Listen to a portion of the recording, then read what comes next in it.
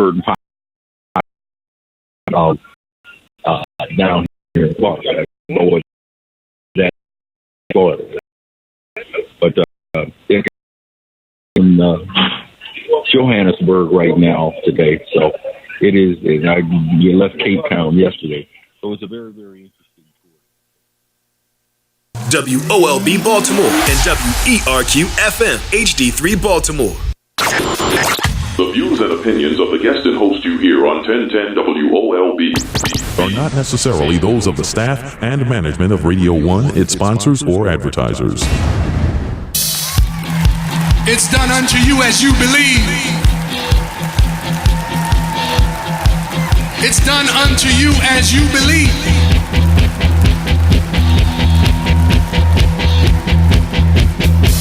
I'm gonna get there, yes, somehow. Push my way through the crowd. I'm gonna grab you by the hand to a place we will stand. Stand proud, no fear. It's clear, I believe in you.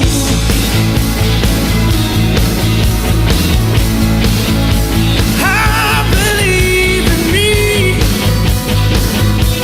Oh yeah, I believe that we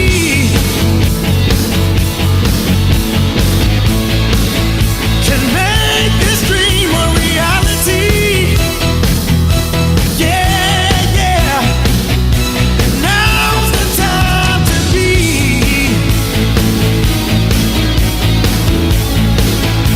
Now's the time for miracles.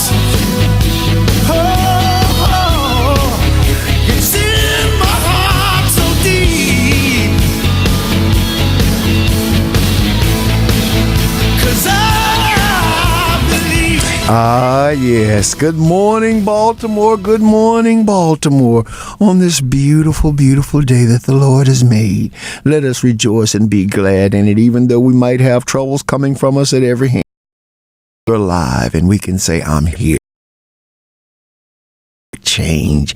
God bless you. You're listening to Patrick Henderson's Meet the People. Please say hey, good morning to my co-host, Mr. James C. Moran. How you doing, Jimmy? Good morning. I'm doing well. How are you? Well, I tell you, I was blessed of the Lord, as my mom used to say, now. and I'm not going to complain. And also, please welcome, we don't get him on very often, but we're always glad when he joins us, Marvin Doc Cheatham. How are you, sir?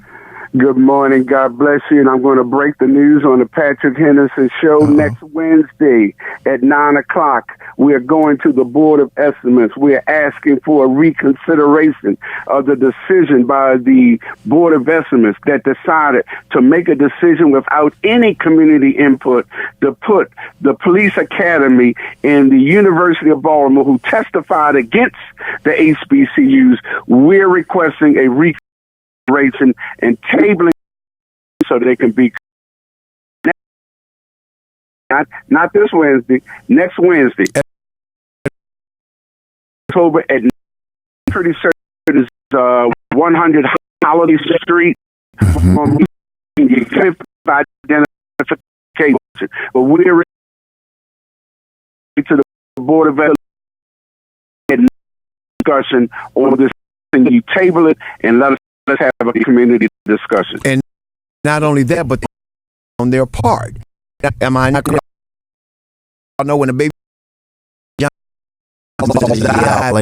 everything means poison, right? So this is a jaundice. I'm glad to you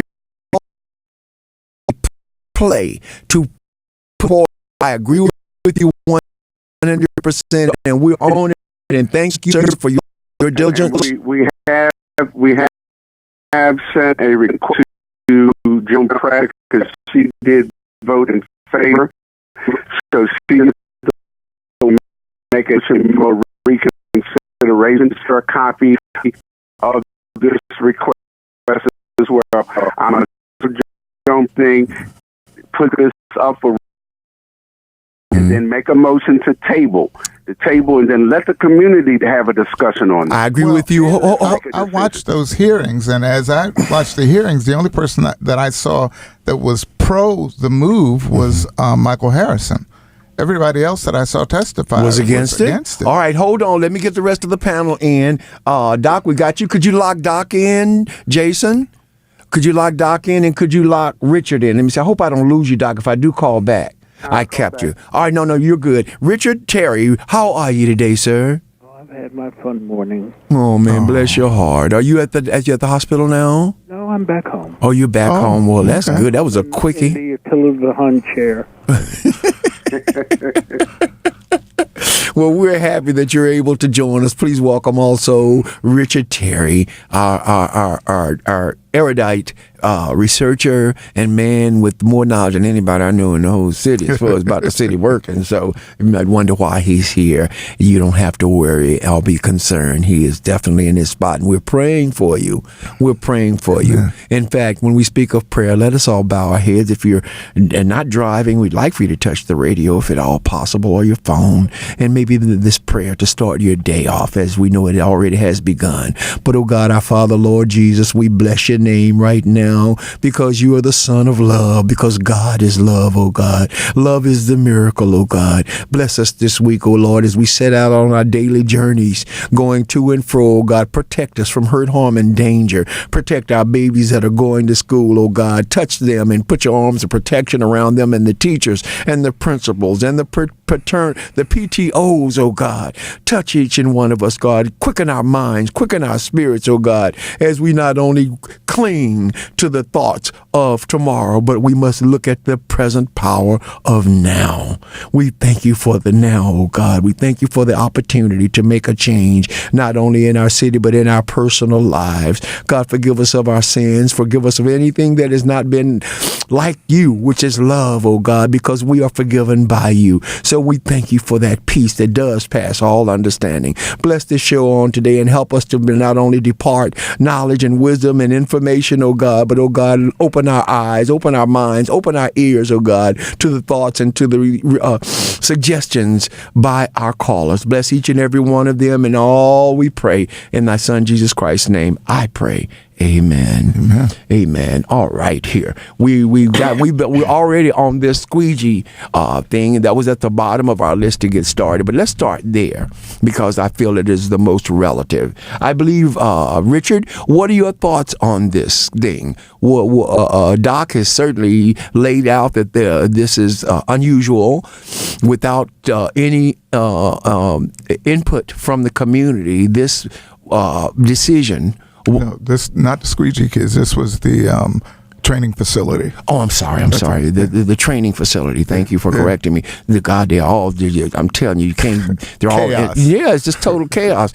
The training facility. And Richard Terry, as many of you, some of you might know, Richard Terry was a professor at Baltimore City Community College for a number of years, working in this department with the police department. So, Richard, what are your thoughts here? Okay. I know the history a little bit. Right. And the original idea for that academy was to put it on Coppin's campus and make it almost identical to the State Police Academy, where the trainees would be in barracks. Really? That was the original idea, and I believe that they had the drawings done and an architect rendering. But the project was killed. Who killed it? From what I understand, Martin O'Malley. I don't know. Okay, well, yeah. The usual suspect. Keep going. Usual suspect. Yes. And from after that point, I don't know what happened to it after that. It disappeared. Until now that it's all of a sudden popped up again. Now, at one time the academy was on, I think, the 8th or 9th floor of headquarters building, on the Fayette Street side, the main building, not the annex, but the main building. Then they moved to Guilford Avenue on the 5th and 6th floor of the health department building. They took over those two floors, and it was kind of cramped in there. And then that's when they moved up to the old Pimlico Junior High School, along with the fire department. Now, and that's when they took over that field and made it a nice little obstacle course. I loved it. Yeah. I loved looking at it. And the people in that area, and this is not from the top of my head written, they felt safer with having that academy there. The people, a little Israel, as I call it, they felt safe with having that there. They sort of felt as though they had an armor, to say, an anchor, and also maybe that might explain why there are no traffic cameras along. Well, after you pass Northern Parkway, there maybe their security there is because of that. The police being so close. Go ahead, I'm listening. To put it at UB. Would be crazy because it would be like putting it back on Guilford Avenue again. The facilities are not there. There's no parking. There's no there's no training facility for the physical training. It would have to be built, right? Of course, that there's none there. So that would then put the trainees in jeopardy, because then they would have to be running through the streets like they used to do from Guilford. They ran all the way to Federal Hill and back. Well, as I watched the hearing, all I saw was negatives from most of the people that represented the community, including Leon Pinkett. And what they kept saying is that there seemed to have been a commitment to Compton that was now being reneged upon. And the only person that I really heard give a compelling pro view was, as I said, Commissioner Harrison, who basically was trying to say that the Pimlico building is antiquated, needed to be upgraded in terms of electrical facilities and things like that. So it was the standard excuse about the nature of the buildings in Baltimore. Do you think he was sincere? On top of that, let me add this part to it. Okay. Most academies these days are attached to academic institutions. For example, Baltimore County's police academy is located at CCBC. I believe it's their Dundalk campus. Oh, really? Yeah. In Richmond's police department is built right on a college campus. Academia, okay. And there's a couple others that I know of that are like that. Now, so we don't want to invest. Go ahead. San Antonio. Hold up, Richard. Hold up. Go ahead. One of the additional things, the consent decree is very clear. If any message they keep reiterating throughout the plethora of documents that are contained therein is the fact that there has to be improved and increased police and community relations. All right. The school is in the 2500 block, we're talking about Compton, of West North Avenue. I happen to be president of a neighborhood association which starts at the 2200 block of West North Avenue. The Freddie Gray riots hit the Matthew Henson Neighborhood Association harder than any other community in the entire city of Baltimore. If you want to start anywhere, we're trying to develop positive police-community relations. Compton would definitely be the location. But what really troubled me is that why weren't there ample numbers of individuals officially representing Compton? And I don't mean the interim president or whoever else the Maryland Higher Education Commission appointed, because understand, one, Kurt Smoke was brought in to testify on behalf of the state, which was going against the HBCUs. Hrabowski was brought in to testify on behalf of the defendants in the HBCU case. We don't need people to come and say anything on our behalf because you're not for us. We needed to hear from students. We needed to hear from faculty. We needed to hear from alumni as to why it should be at Compton. And community. And to hear from nobody. To hear from nobody is a great injustice. Yeah, I agree with you 100%. Excuse me. The biggest thing that troubles me in this city is there seems to be a concerted effort to centralize this city away from the majority population. Is that an illusion in my mind? Or I was noticing about the squeegee boys, there was no action that we were hearing until the big bosses downtown said you're hurting our business. And they never talked about the community's business. They only talked about their business. So am I right, Jimmy? Am I off here by thinking that there is a concerted effort to avoid the majority population and concentrate? Say there's one Baltimore. No, what there is a set of multiple plans, and they present a plan to you, but the real plan is someplace else, and somebody else is working that. And you can tell by their and you can tell by the fact that decisions are made, and then they come back as an afterthought and say, "Oh, maybe we ought to ask a community association," when the plan all along has been being implemented. Not implemented. That was the key word I was looking for. All right, we're going to go right to the calls. The lines are filled, but we got two lines open: 410-481. 1010 410-481-1010. Please call in. And if you're listening and you got to listen on your jobs, WOLBbaltimore.com. If you can't put your phone in your hand, but you got your computer there and you want to listen, WOLBbaltimore.com is your connection. And a lot of young people are asking me, how do we hear it? I can't even have my cell phone in my hand. WOLBbaltimore.com. I don't know why we don't use it more on the station, don't talk about it, but it's important that you know that you can listen there. We're going to go to Dr. Spain on line 1. Good morning, sir. How are you? You have a question or comment? I have a comment. This is Dr. Billy Robert Spain. All right. Thank you for calling. Yes, and I had spoken with you at our Ashburton Block Party. Oh, yes. At voter registration table. Yes, good morning. Yes, good morning. And I'm calling in to announce that tomorrow is National Voter Registration Day. Okay. That's Tuesday, 9/24/19. And I'm calling to alert Baltimore City. The League of Women Voters are going to be present at all of our local city schools and colleges. And I personally will be at Forest Park Senior High. And so we'll be represented. And so I just wanted everybody to know and to, if you're not registered, get to one of the places where they're registering to vote all around the city.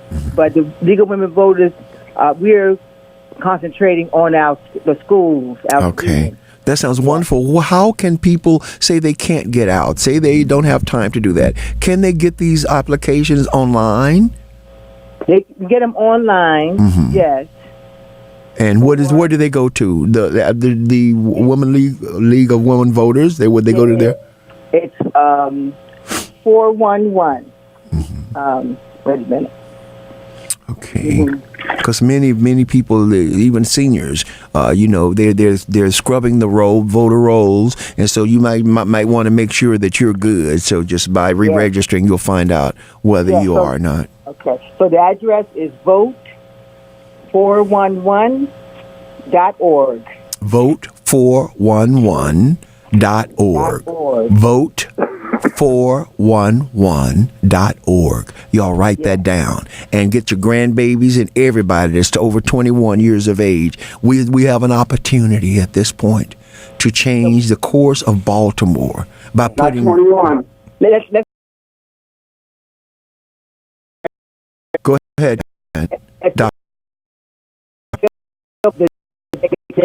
The general next election.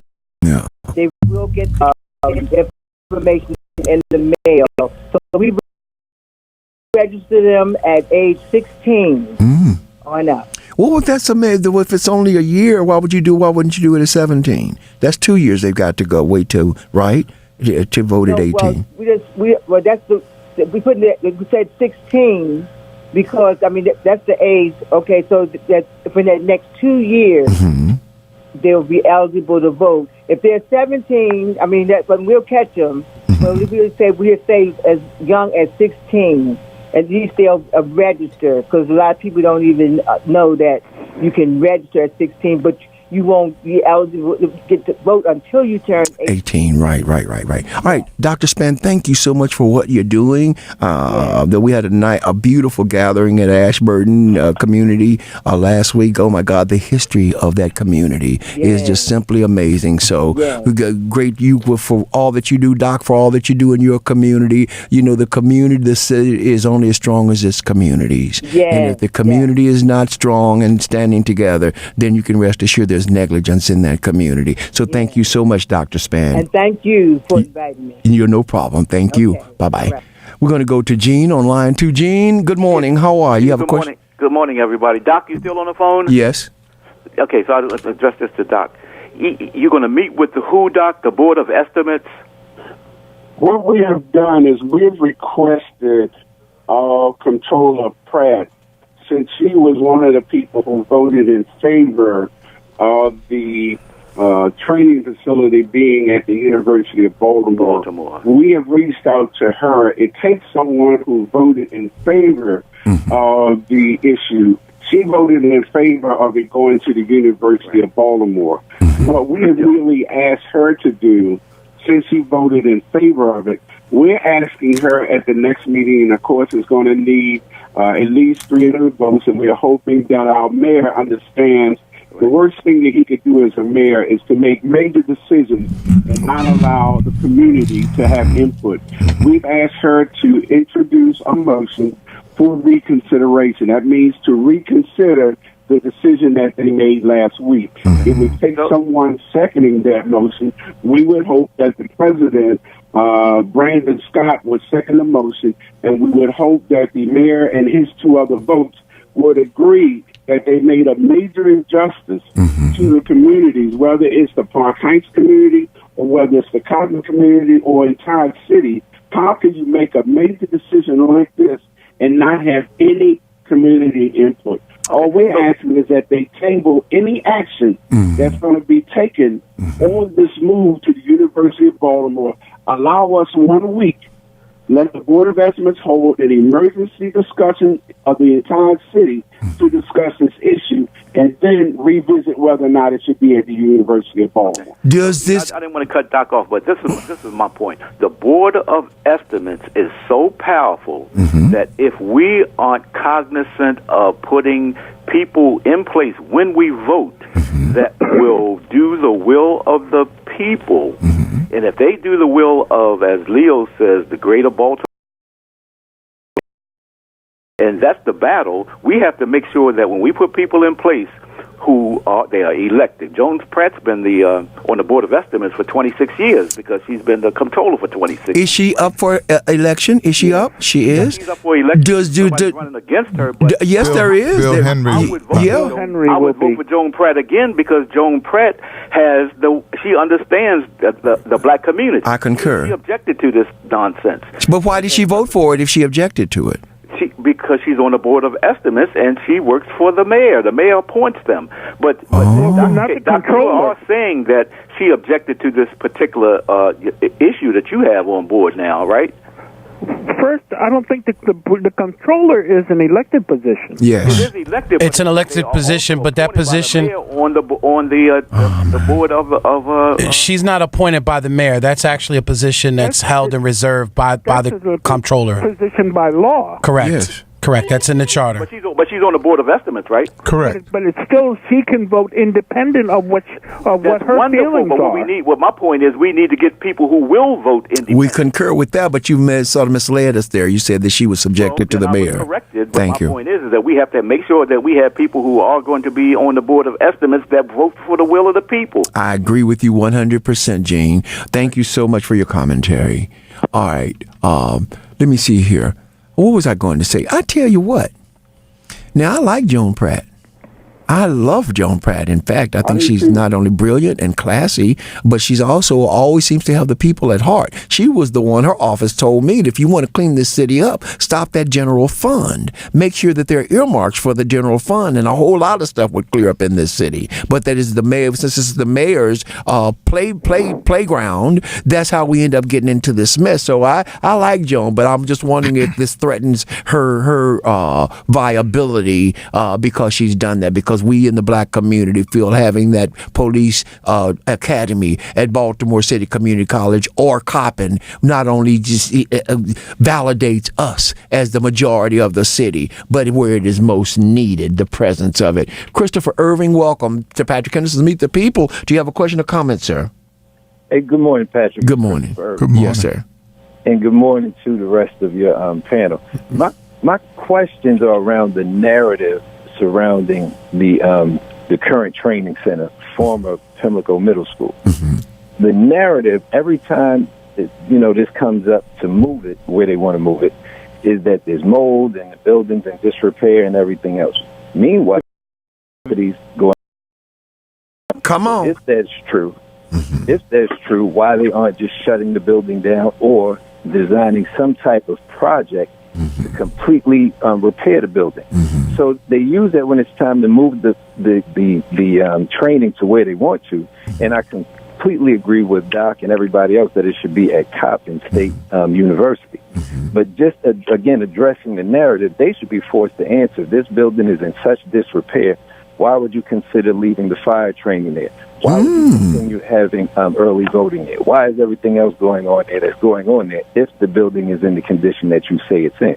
Those issues were raised at the hearing, but there were no responses. Of course there weren't. And the only other thing, after Harrison made his presentation about the fact that the building was obsolete, there was a person there from the General Services Administration who stood behind him and who basically said, I'm here to answer any questions you might have about how the movement would occur or the obsolescence of the building. And nobody really asked that person any questions. So the majority of people who testified at the hearing that I saw were testifying against the movement. But indicate the movement to where? Anywhere. The University of Baltimore. There are two issues here, folks. Got to understand clearly. Yeah. There's one, the movement. Wait a minute, Doc, you're distorting. Could you come off? Are you on a speakerphone? Not on a speakerphone. The problem is we can barely hear whoever calls in. I don't know whether Richard has the same problem. Okay. I can hear pretty well. I can, but it's distorting. People won't Can you listen. hear me now? Yeah. A little clearer, yes. Okay. What I'm trying to say is that there are a couple of issues here. One, the fact that it is being moved from the Northern Parkway location is one issue. That's where the councilman is raising his concern. Right. The other issue is whether it would go to Coppin, and there was a movement made to have it go to University of Baltimore, another attempt by Kurt Smoke to basically undermine Coppin. And then it's whether or not we can have it at UB or Coppin. So there are multiple issues here, but the one that everyone can hopefully get on the same page with, there was no community discussion on this. There was no community, not for what I saw. That seems to be the norm. The education department, the state education, they just had a meeting and it was a closed meeting. So isn't this some sort of dictatorship we're living in here? What happened to accountability and transparency? And why do we allow it? So your meeting on this next following Wednesday is important that we show up and show out down there to let them know that we're tired of being ignored. Sometimes we have to say exactly what needs to be done. And I'm going to say I may be the only person that has the nerve to say it, and I probably won't have any more friends down in City Hall. But this should be the basis upon which we decide. Do we vote for a Brandon Scott or how he votes on this? Do we vote for the mayor as a result of how he handled the situation? Yes. Do we vote for someone I love and admire? Hold on, Doc. But at some point, we got to say either y'all are with us or you're against. You're listening to Patrick Henderson's Meet the People. Don't touch that dial. The squeegee kids are coming up. We're trying to get the city in order, and we need a consensus. So we need you to join us. Don't you touch that dial. This is not the time to lose your focus. Got a work to do for the Lord, and you cannot afford to lose your way. WOLB Baltimore and WERQ FM HD3 Baltimore. Brought to you by Live Casino and Hotel. The views and opinions of the guest and host you hear on 1010 WOLB are not necessarily those of the staff and management of Radio 1, its sponsors, It's or done unto you as you believe. It's done unto you as you believe.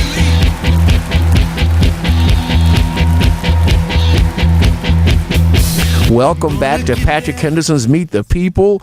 All right, we're going to keep for the phones. And first of all, I don't know why. I guess I get to moving fast here and trying to utilize the time as best. But I would like you also to please welcome our producer and co-anchor, Jason Rodriguez. Jason, I don't know what I'd do without you. God bless you, my brother. I never mean it's never personal if I forget. And Good morning. Just chopped liver sitting over here. No. I love chopped liver. I do too. There with some onions in it. Right. Put on a little Triscuit and you're good, right?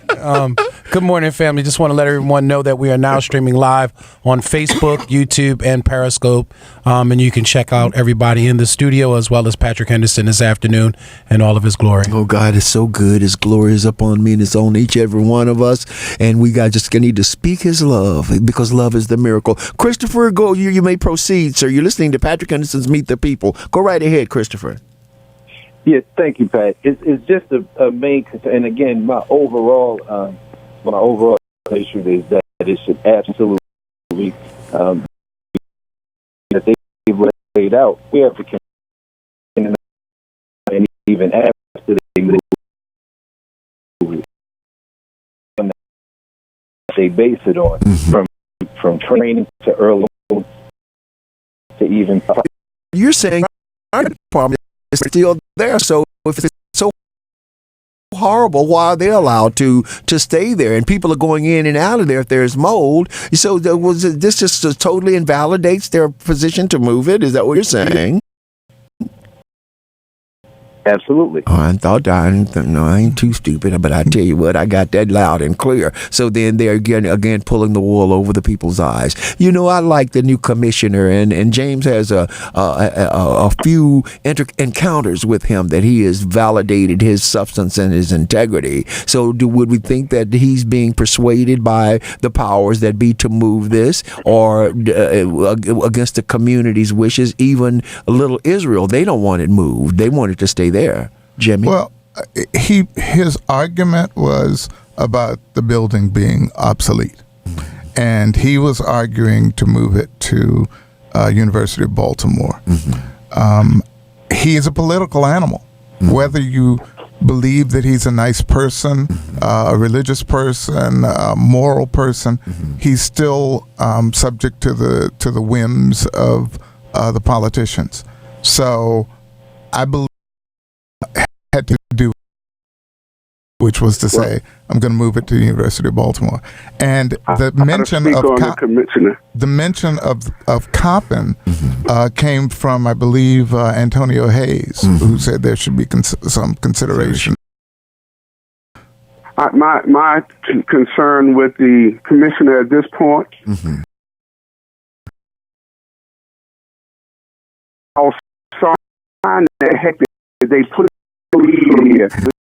See this guy, the commissioner for the district, to come to our meeting last Tuesday.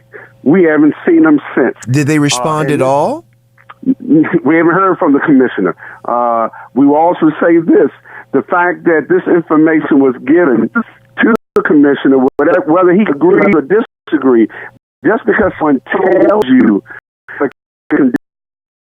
are you saying there's only one building on Coppin's campus? Heck no, we know it's not. And you can't tell me if Coppin folks were made aware that you need to make some adjustments as to where these rooms will be for the academy. I'm quite certain copy would understand it behooves them to make whatever adjustments they can, whether it's going to be the Science Technology Building, whether it's going to be the Health and Human Services Building, whether it's going to be Connor Building, that you would think that they will want these millions of dollars coming to their campus and make whatever adjustment was needed. You had the commissioner and some of these other folks playing in and basically being told. Not one person on the Board of Estimates can say that they went into any dialogue with anybody about this other than those that were supportive of what the University of Baltimore and Kurt Schmuck were doing. Did you contact in his office? The commissioner's office to ask for the commissioner's office itself. Did you? Was there any particular?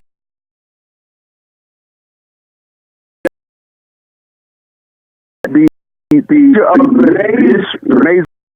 major would actually in the commissioner's office. I called the commissioner's office.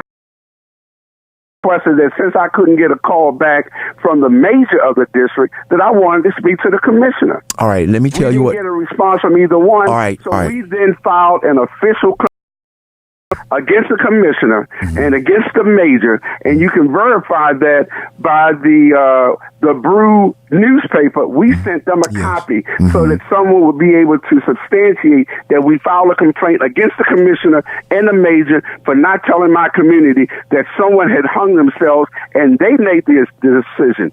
It wasn't a autopsy report. How in the hell they know whether the man actually hung himself or somebody killed him?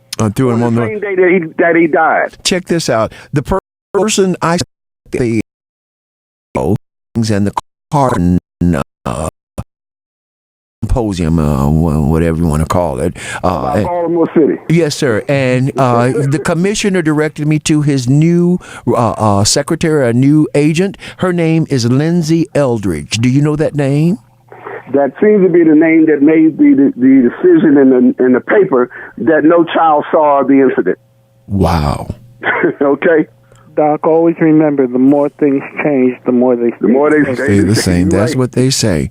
All right. Then. In fact, the first place that I knew of that situation was from social media. Yeah. Wasn't from the newspapers. Mm-hmm. Well, it was amazing. It didn't make the national news. Yeah. I was kind of surprised. City News.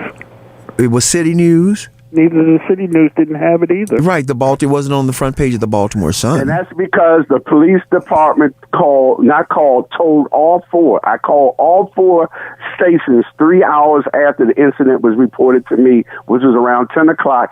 And all four TV stations were directly told by the police that this was a suicide. Now, how would they know that? They did an autopsy that fast?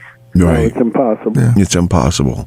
So it was swept under the rug, basically. That's why you didn't hear about it in the local news. This is not good. This is not good. Is anybody shocked and disappointed at this, besides me, that the new commissioner would do something so petty? He has to play the ball game every other commissioner has had to play in this city. And that is, he has to kowtow almost to city council and the mayor in order to keep his job. Even though he's got the sweetheart deal of a lifetime, he still has to deal with the politics. Well, then there's 100 holidays. There's one other issue. That person that committed suicide or whatever that body was connected to another murder that had occurred in the city, and so that adds a new dimension. Yeah, because that. There was a woman that was missing. Yeah, she was missing for some time. Charlotte Melvin. Right, and that turned out to be her cousin that was... Correct, and they're thinking that the case is connected, that the cousin may have been involved in her murder and then went and committed suicide. Yeah, because I think he lived with her. Yeah. So, as I said, everything I saw was from social media, from Facebook, and not the newspaper. But later on, when it was revealed that those two were related, then I wonder whether their reticence to come forward might have been associated with that. Those two things. Those two things, very important. Thank you for that information. See, y'all ain't gonna hear that nowhere except here on Patrick Henderson's Meet the People, because we are wide awake and we're hoping to awaken you to stand up and see what is going on. I'm kind of disappointed in the commissioner. I don't know, his aura to me says that he is a man of wholeness, not holiness, WHOL, and he seems very resolute. But at the same time, to know that this was swept under the rug, you would think that transparency, if there was some sort of duplicity, that would have been on the front page of the paper. But then where was the Sun? Why didn't they do it? That should have been front page news, and it should have been all over the nation. Man found hanging on a fence. I don't understand how you kill yourself on a fence and put your body up there. That's anatomically does not make sense to me. But I am not a what do you call them? A conspiracy. I'm not a conspiracy theorist, and I'm also not a scientist to do it. Christopher? Yes, sir. Okay. Thank you for your input here. What do you think the outcome is going to be? Prognosticate for me right quick, and I'm going to get to our other callers. As far as the training center move? Yes. Well, obviously, it looks like they've gotten all the people in line that they need to. And I think Doc should continue to challenge, especially those who are candidates, or to put their positions on the record and why. So it looks like the move will go through. But again, I think it should be challenged all the way up until boxes are packed and actually on the trucks. Absolutely. All right. Thank you, sir, so much for your input. I appreciate that. Have a good one. Thank you all. All right. Take care. Take care. We're going to go to Tyrone on line one. Tyrone, welcome to Patrick Henderson's Meet the People. Do you have a question or comment, sir? Yeah, I have a comment. I'll be brief because I'm just getting to my point. Is this Tyrone Boast? This is Tyrone Boast, yeah. Good. Well, how you doing, sir? Love your show. Fantastic. Love your show, man. I try to listen. I couldn't do it today. I got to do it. I'm be on next week, though. All right. At any rate, real quick, you were right, Patrick. The will of the people in the city is not just routinely ignored by our elected officials; it's completely ignored. And Baltimore, again, Baltimore is 62% black, it's 29% white, and then you have others. Now, the white world actually rules Baltimore, even though it's a majority black city. What we need to do is get a mayor that's willing. We need to vote, but we need to get a mayor that's willing to stand up to the white power structure. Otherwise, we're not going to get anything. We're going to always get the short end of the stick, and sometimes we're not going to get a stick at all.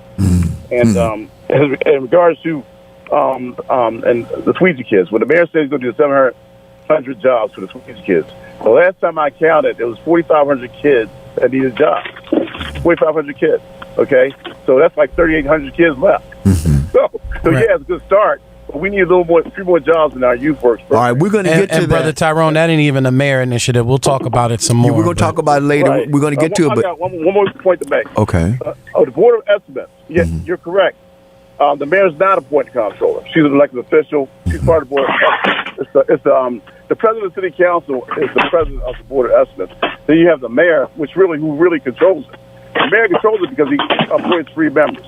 He appoints he or she appoints the public works, the city solicitor, and the mayor is also a voting member. So they outnumber everybody else. No matter what they want to do, they're going to control what goes down as far as the budget. That's why the mayor's so powerful. Gotcha. A strong mayor.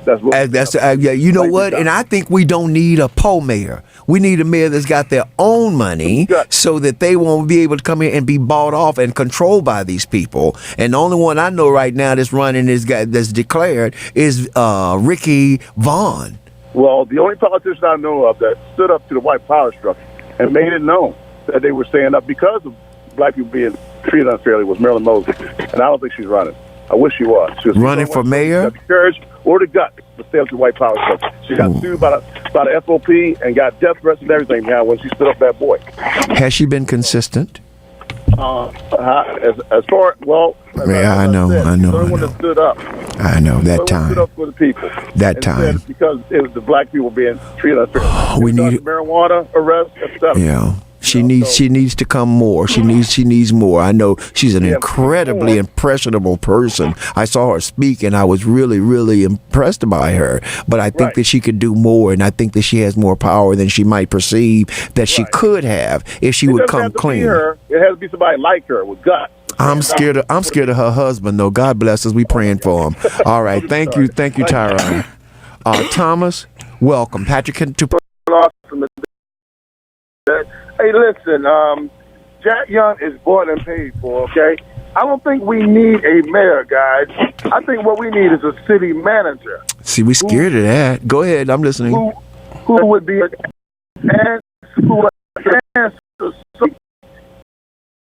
to the people, okay? Yeah, that would be the city council, right? Right. To the city council. Mm-hmm. And what we need to also realize now, guys, is your police commissioner right now.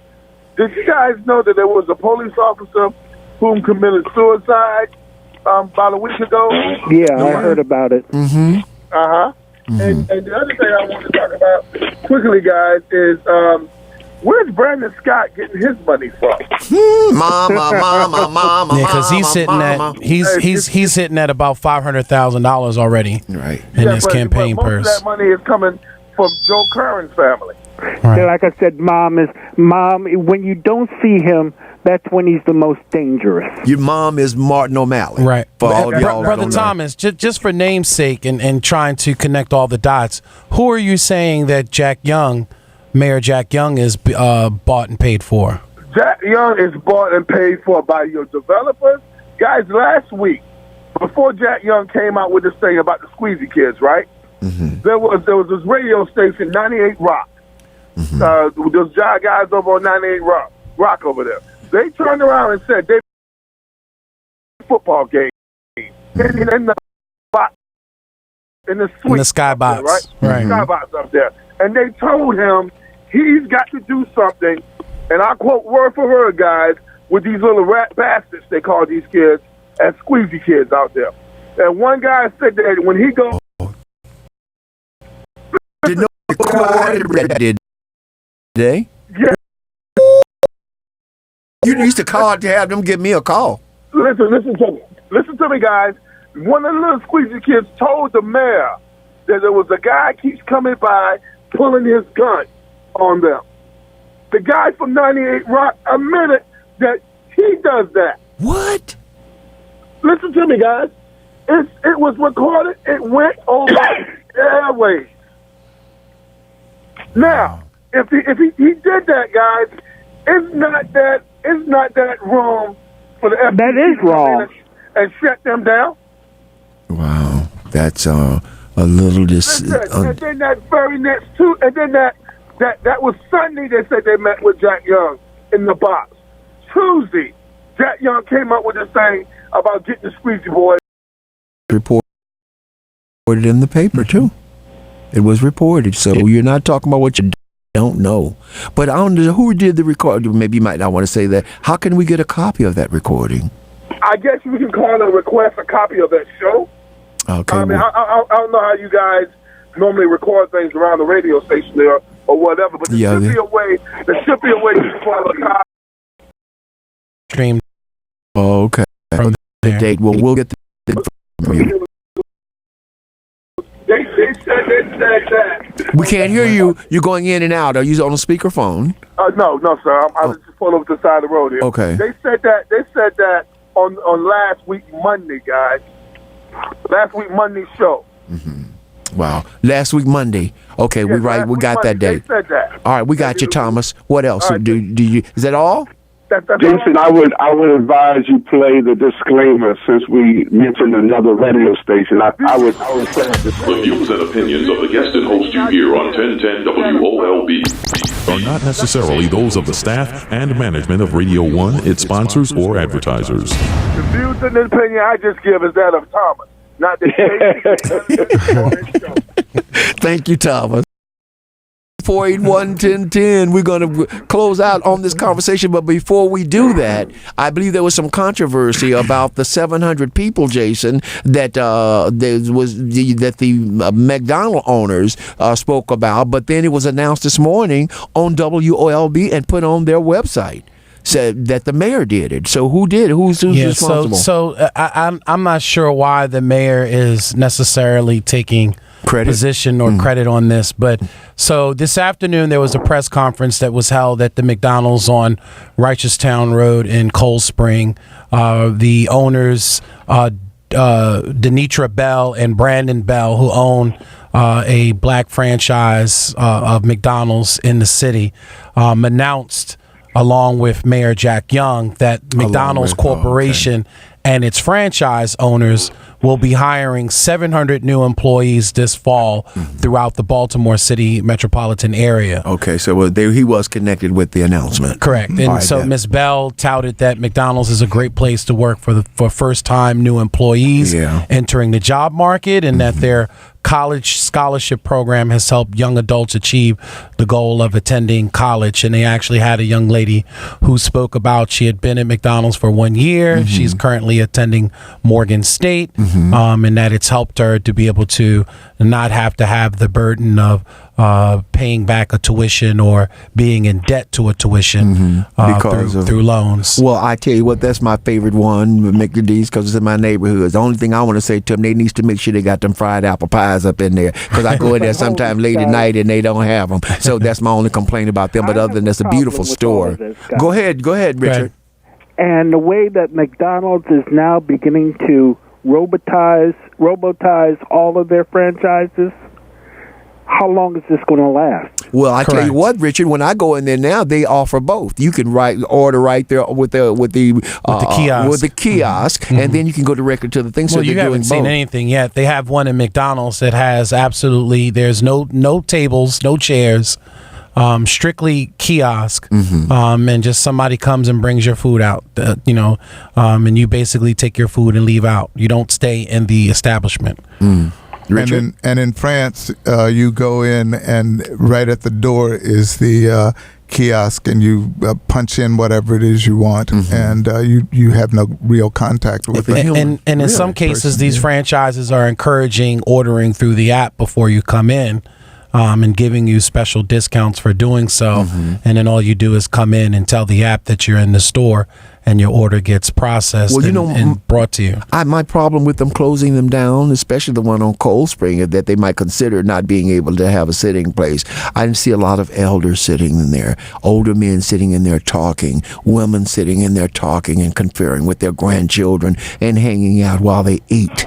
And I hope they don't eliminate that. I think it's serving the community very well, because it offers a place for people to come together and eat and share and break bread together and talk. Now, some of the young ones in there a little while, but then they got a security guard in there too. So I don't believe there's this any is still a short-term concerns. solution. Again, looking at the trends, like everyone is saying here, looking at the trends with fast food industry and most of the service-related industries, mostly every industry is looking at automation or some sort of process of kiosk.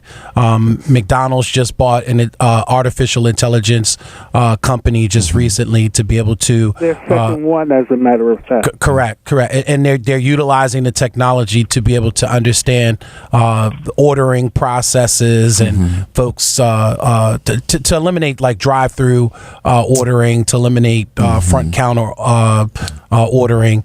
And again, this is the trend that you see happening throughout the whole so this should be a wake-up call, because that a lot of young people. You know why McDonald's is doing that, don't you? Money. When they started with the $15 an hour, that's when you started seeing McDonald's and all of them accelerate the automation. Really does eliminate human contact. Yes, it does. And when I'm in Europe, I'm completely overwhelmed and intimidated. It's to do, and the stuff is flashing in front of me, and the money is calculated, and what I'm used to. Everybody used to comfortable. Patrick, I think a lot of these young folks, we did an interview just recently on another customized show here on Praise. We actually had the so-called squeegee kids. They don't like to be called squeegee kids. They like to be called entrepreneurs. That's what they are. The problem is, though, for a lot of them, they don't really see anything else as an opportunity for them when they can stand out there and sometimes make $100 a day in squeegeeing. So everything else to them is minute. So you put them in front of a fast put in so day mopping, taking out things of that nature. Answering to somebody else. Answering to somebody else where they're not necessarily in an entrepreneurial position. They're not going to be comfortable in that environment. So how many of them are going to... Why not come to them? Because people want to give. We know these kids. I mean, I had a shoe shine kit when I was a kid, 7 years old. And I used to get up every Saturday morning, go up there to where all them old rednecks was and shine their shoes. They would pay me, dance, boy, dance. I danced. They give me $5 or $10 tip to dance for them. I was just that. I didn't care. I was an entrepreneur. And at 12 Did you o'clock, sing for them too? Dog, I did whatever I needed to do because at 12 noon, I went home and walked downtown to Neiman Marcus. I wanted to where it I had a problem. Oh, that's all right. We like your car. We gonna wash your window anyway. Well, then that shows me that they're out there showing some goodwill. So if I got a $10 bill, I give them the $10 bill and tell them to split it between the three of them, how many ever there are. We got to stop looking at our children as demons, as they're possessed by something differently than we are. They are not. They just need to know that they are loved and find a way to be validated. Our attention. And you see a lot of the media demonizing them. I mean, Fox for the last couple of weeks has been going back from, back to 2009 and reporting on every incident that's been reported. Like they're the only problem in the city. Right, which they're really not. There's plenty of corners. The young man that we had on the radio show last Saturday, said that they regulate their corner. They don't allow none of that nonsense to go on. They're up there by Orleans Street. Why not certify them? That's what I'm saying. Why not the city just say certify them and then they can do it? They did it in New York. How did they eliminate the problem? And my God, that's where it started, I believe. It started, and that's why I'm almost positive, because I was there. But see, New York has a very aggressive anti-panhandling and anti now they policy. Now they do. Now they do. They didn't then. So that their growth, they realized that it was not I guess good. it's time for me to do my pet peeve thing, because as we demonize the squeegee kids, just ride across Northern Parkway sometimes and see the white folk. Come on. Who are doing whatever their thing is. Yes, sir. So as we demonize with signs in their hands. Let us demonize. Oh, they ain't gonna demonize them. They're not gonna. But I ain't never seen my mama get so mad in her life. She was the sweetest thing on the face of the earth. But if a white person walked up to her and begged her for something, she say, "I know you ain't asking me for nothing with your white ass. You coming up here asking me, and you've had every benefit in life." The only thing I ever saw her do it, so that these people have had every opportunity. It was because of them. They can have a jail record and get a job before a black man with a bachelor's or a master's degree. And we must understand that. We've got Martin Luther King said, the only problem with humanitarian love is that it loves all things in general and nothing in particular. And on this show, we love in particular our people. In case y'all want to call me whatever you want to call me, I don't really give a fat rat, but I want you to know that we here for black people. I hear you. Okay. And I saw white folk dancing in the street yesterday in blocking trash to collect money. For what? To collect money. And they danced at the football game, or no, they were just on Northern Parkway. Wow. Yeah. Can I make an announcement about our children? Hold on. We got to go to a couple of beings and care and in need of our direction. Don't you touch that dial. Or treat them like white people.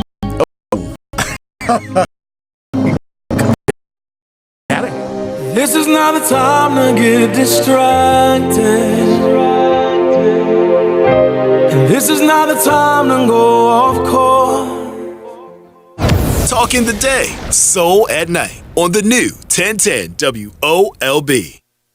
Are you close to losing your home to foreclosure? Do you not even open up the mail anymore because of constant threats to garnish your wages or take away your home? Don't get more money.